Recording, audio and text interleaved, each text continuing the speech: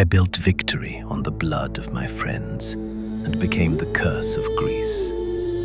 While Ajax descended into madness and Philoctetes rotted for a decade by my hand, I bore the weight of their ruin. I am Odysseus. My wisdom is poison. Witness the cost of a triumph where only monsters survive. Forget marble statues. The ancient world was a grim spectacle, run by divine hunters who demanded human sacrifice and destroyed lives on a whim. We're peeling back the layers of their madness. This is Shroud of Lore. From Ajax's madness as he butchered cattle instead of kings, to the rotting flesh of Philoctetes whom I abandoned for a decade, I built victory on the blood of friends, until I myself became Greece's curse. But I did not see it then. I saw only the armor.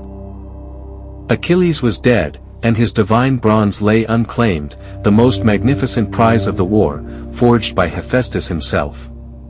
Every Greek knew that whoever wore that armor would inherit something of Achilles' glory. Every Greek wanted it. Only 2 of us dared to claim it openly. Ajax stood before the assembled kings, a mountain of muscle and righteous fury. He had carried Achilles' body from the battlefield. He had held the Trojans back while I recovered the armor. By every law of strength and valor, the prize should have been his. But I wanted it. Not for glory, I had never cared much for glory. I wanted it because I knew, with the cold certainty that had guided me through 10 years of war, that the armor would be wasted on Ajax. He would wear it into battle, die heroically, and accomplish nothing. I could accomplish everything. Let the Trojan prisoners decide, I suggested to Agamemnon. They have watched us fight for a decade. They know who has done more damage to their city. It was a clever trap. The prisoners would not vote for strength, strength had failed to breach their walls. They would vote for the man who frightened them most. The man whose schemes had killed more Trojans than any sword. They voted for me. I saw Ajax's face when the decision was announced. I had known the man for 10 years, had fought beside him in 100 battles, had trusted him to guard my back when no one else could. I knew what pride meant to him, what honor meant to him, what those armor pieces represented. I saw all of that shatter in his eyes. This is wrong. His voice was quiet, almost gentle. That was what frightened me. Ajax angry was predictable. Ajax calm was something I had never seen. You know this is wrong, Odysseus. The judgment has been made. By prisoners. By men who hate us both. He stepped closer, and even without the armor, he was terrifying, the size of him, the contained violence in every movement. I saved your life at the ships. I carried Achilles while you ran. And this is how you repay me. I should have answered. Should have offered some compromise, some way to preserve his dignity while keeping my prize. Instead, I said nothing. I simply waited for him to accept the inevitable. He did not accept. He walked away, and the look he gave me over his shoulder was not anger. It was grief. That night, I took the armor to my tent and examined each piece by lamplight. The breastplate with its constellations. The greaves that fit as if made for my legs. The helmet that turned every man who wore it into a legend. It was worth it, I told myself. Whatever Ajax felt, whatever friendship I had sacrificed, this armor would help me end the war. That was what mattered. I fell asleep surrounded by divine bronze, dreaming of victory. I woke to screaming. The camp was in chaos. I ran toward the sounds, sword in hand, expecting a Trojan night raid. Instead, I found Greeks standing in horrified clusters, staring at something in the center of the livestock pens. Ajax was there. He stood knee-deep in carnage, his sword rising and falling with mechanical precision. Sheep lay scattered around him, their wool dark and matted. Cattle had been cut down mid-stride. A ram hung from a post where Ajax had tied it, and as I watched, he drove his blade into its belly again and again. Die, he screamed. Die, you cowards. Did you think you could escape me, Odysseus? Did you think I would let you live? He thought the animals were us. He thought he was slaughtering the kings who had wronged him. Athena's work. I recognized divine madness when I saw it, the glazed eyes, the superhuman energy, the complete disconnection from reality. The goddess had clouded his mind, turned his vengeance into farce. But why? Ajax had done nothing to offend her. I was the one who had manipulated the judgment. I was the one who deserved punishment. Unless this was my punishment. The other kings arrived, gaping at the destruction. Agamemnon, Menelaus, Diomedes. Men who had valued Ajax as their greatest defender, their unbreakable shield against Trojan might. Now they watched him rave and stab at already dead livestock, foam flecking his lips, tears streaming down his cheeks as he cursed enemies only he could see. Ajax. I stepped into the pen, raising my empty hands. Ajax, stop. It's over. He spun toward me, blade raised, and for one terrible moment, I thought the madness would clear, thought he would see me and understand what I had done to him. The madness did not clear. He saw something else, a sheep trying to escape, perhaps, or a phantom version of me begging for mercy. He laughed and turned back to his work. The slaughter continued until dawn. When the sun rose, the madness lifted. I watched it happen, watched Ajax freeze mid-swing, watched his eyes focus on the destruction around him, watched understanding crash over him like a wave. He looked at his hands. At the blood coating his arms to the elbows. At the animals he had spent the night tormenting, thinking them his enemies. What have I done? No one answered. What was there to say? Ajax dropped his sword, Hector's sword, the one the Trojan champion had given him in their exchange of gifts, and walked out of the pen. Men parted before him. No one tried to stop him. I followed at a distance. I told myself I wanted to help, wanted to explain, wanted to do something. The truth was simpler, I had caused this, and some part of me needed to see how it ended. He walked to the beach. The same beach where we had landed 10 years ago, full of hope and hunger for glory. The same sand that had drunk the blood of Odysseus, first to fall on Trojan soil. Ajax knelt there, facing the sea, and spoke quietly to the air. I was too far away to hear the words. Prayers, perhaps. Or curses. Or simply a man saying goodbye to a world that no longer had a place for him. Then he planted Hector's sword in the sand, point upward. I understood what he meant to do. I should have run. Should have stopped him. Should have. Ajax fell forward onto the blade. The sound he made was soft, almost peaceful. His body jerked once, twice, and then was still.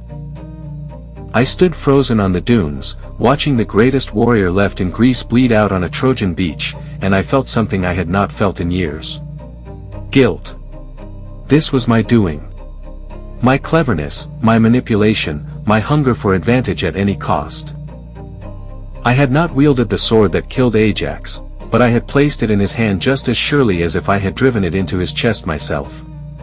The armor suddenly felt very heavy on my shoulders. I won, I thought. I got what I wanted. The thought brought no satisfaction. Only the bitter taste of ashes. The war ground on. Months passed. The armor collected dust in my tent, unworn. I could not bear to put it on, could not bear the reminder of what it had cost. Then Helenus spoke. We had captured him in a night raid, the Trojan prince, brother to Hector and Paris, blessed with the gift of prophecy. Under persuasion, he revealed the conditions for Troy's fall. 3 requirements. 3 impossible tasks. First, the bow of Heracles, which could loose arrows that never missed. Second, the bones of Pelops, hidden in a shrine across the sea. Third, the Palladium, the sacred statue that protected Troy's walls. The bones could be retrieved. The palladium could be stolen. But the bow was a different problem. Because I knew exactly where it was. 10 years ago, on our way to Troy, we had stopped at an island to make sacrifices. Philoctetes, keeper of Heracles' bow, had been bitten by a sacred serpent. The wound had festered, filling with poison that no healer could draw. The smell alone made men retch from 20 paces. We could not bring him to Troy. The stench would demoralize the army.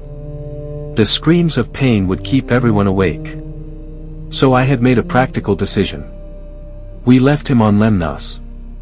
Alone. With nothing but the bow and a handful of supplies. For 10 years, he had survived on that barren rock, hunting with divine arrows, nursing a wound that never healed, cursing the Greeks who had abandoned him. Cursing me. Now I needed him. The prophecy demanded his bow, and his bow would not come without him.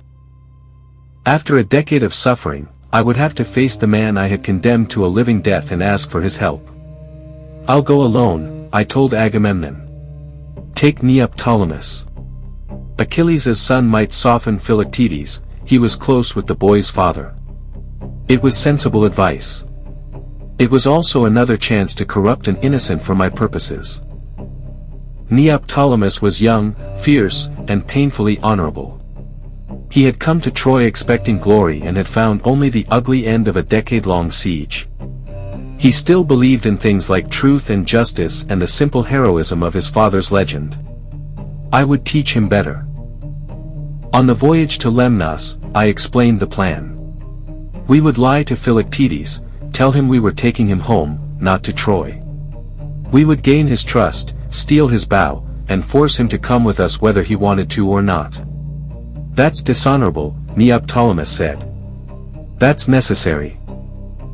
My father would never have, your father is dead because he fought with honor instead of cunning. I kept my voice patient, reasonable. Do you want to join him? Or do you want to win this war and go home? I watched the conflict play across his young face. Watched the idealism struggle against the practical wisdom I was offering. Watched something precious begin to die behind his eyes.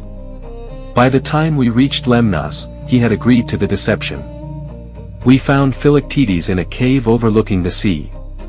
The smell hit us first. The wound had not improved in 10 years, a festering mass of corruption that should have killed any normal man.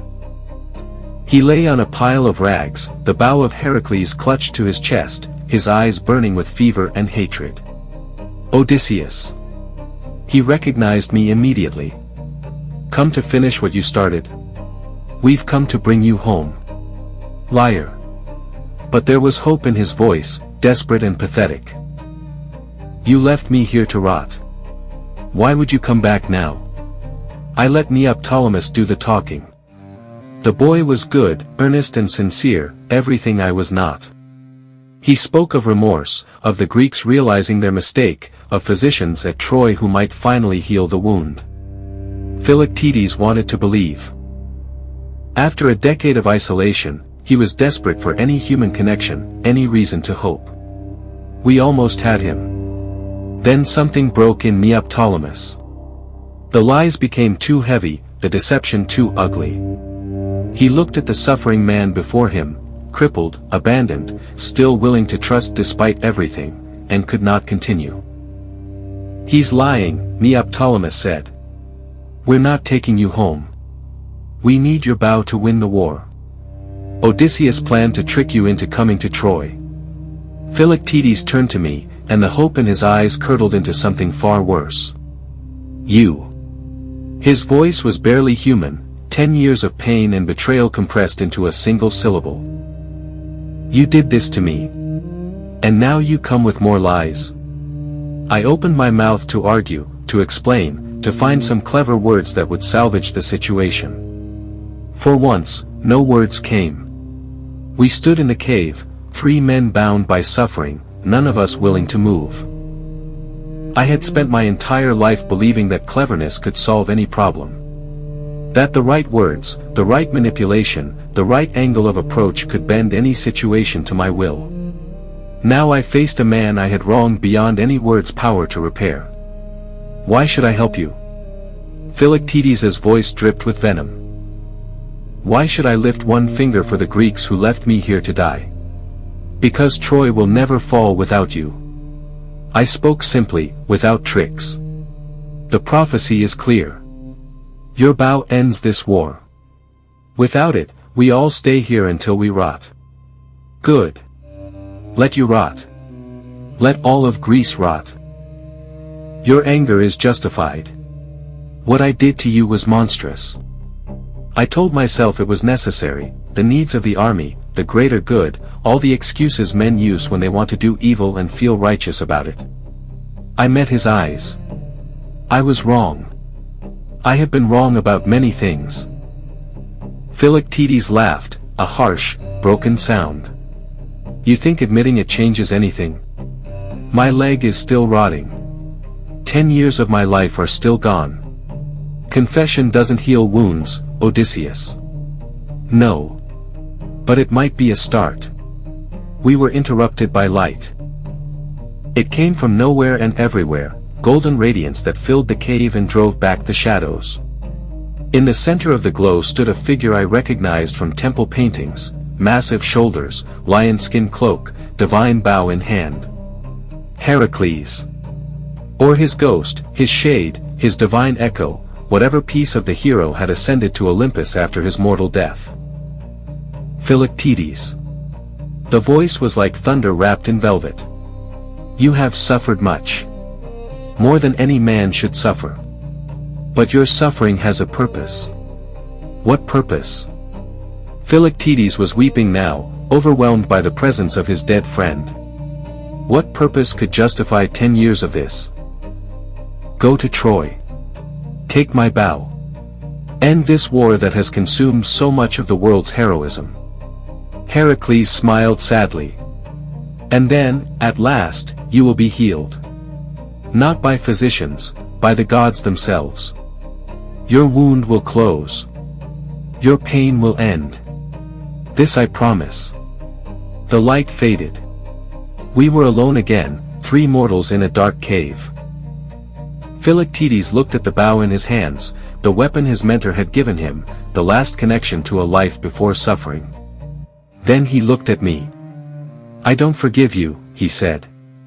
I don't expect you to. And I don't trust you. You shouldn't. But I'll come to Troy. He struggled to his feet, leaning on the bow like a crutch. Not for you. Not for Greece. For him. For Heracles. We sailed back to Troy. Philoctetes' arrows found their marks, just as the prophecy promised. Paris fell with a shaft through his neck, the same Paris whose judgment had started this entire war, whose cowardice had prolonged it, whose arrow had killed Achilles. There was justice in that, I supposed. The kind of circular justice that poets would sing about for generations. But standing on the walls of Troy, watching Philoctetes limp toward the healers who would finally close his wound, I felt no triumph. I remembered Ajax on the beach. I remembered the light dying in Neoptolemus's eyes. I remembered every friend I had sacrificed, every innocent the first had corrupted, every piece of myself I had carved away in service of victory. My cunning was a double-edged sword. It conquered cities, but it left me surrounded by ghosts. Philoctetes would heal. Troy would fall. I would go home to Ithaca, to Penelope, to the son I had not seen since he was an infant. But I would go home alone with my victories, my schemes, my brilliant manipulations that had cost me everyone who might have called me friend. This was the price of being Odysseus. This was the cost of being clever. I looked out at the sea that would soon carry me away from Troy, and I wondered if any homecoming could ever be worth what I had paid. The answer, I knew, was no. But I would go home anyway. Because that was what I did. I survived. I won. I paid the price in other people's blood. And I carried every drop of it with me, a weight that no amount of cunning would ever lift.